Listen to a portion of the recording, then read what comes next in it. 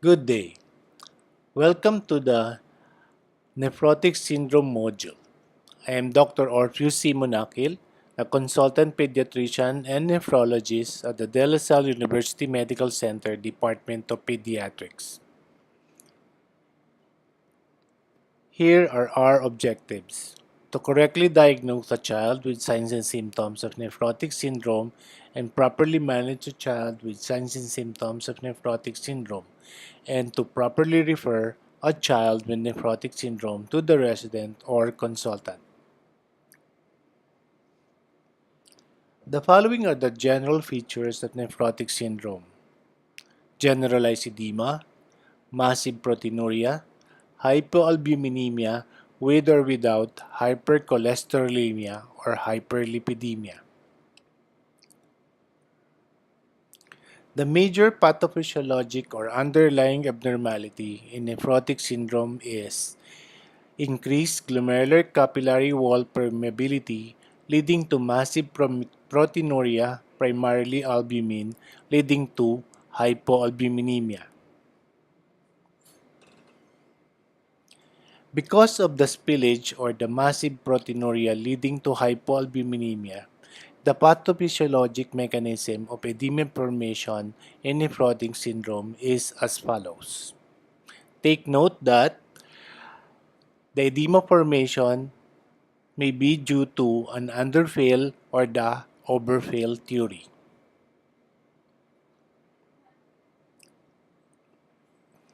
Here are the three morphologic patterns of nephrotic syndrome.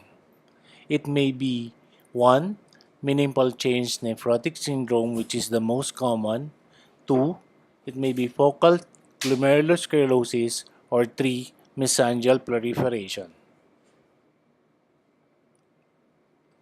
The following are the clinical manifestations of patients with nephrotic syndrome: generalized edema, pallor, respiratory distress, abdominal pain or ascites, oliguria, and infection. Diagnosis of nephrotic syndrome depends on the complete clinical history and thorough physical examination of the patient. Laboratory evidences would include dilutional anemia, an elevated serum cholesterol or triglycerides, hypoalbuminemia, and massive proteinuria. Hematuria may be seen in patients with nephrotic syndrome, but this is usually microscopic. The renal function, BUN or serum creatinine, may be normal or reduced with low serum creatinine clearance as well as low serum calcium, and the serum complement C3 level is usually normal.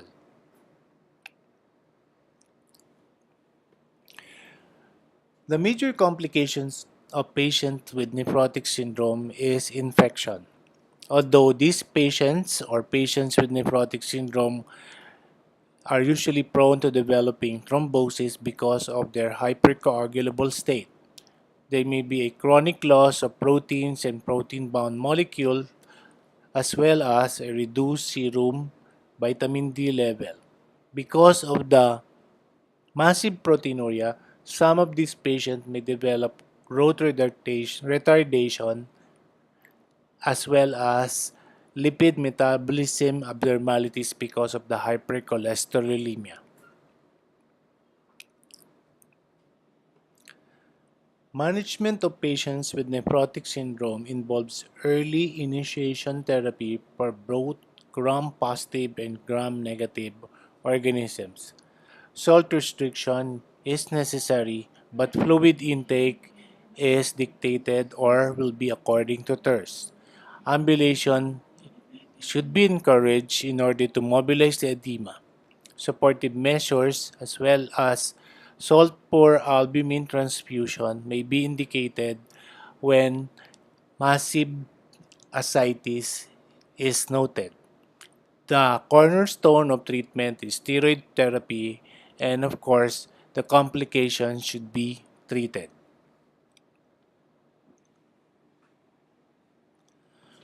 Prognosis of patients with nephrotic syndrome is generally good and majority completely remit over time. 90% of patients with minimal change nephrotic syndrome are usually steroid responders. However, infection remains to be a major cause of morbidity and the main cause of mortality in patients with nephrotic syndrome. Thank you very much and enjoy your learning activity in nephrology.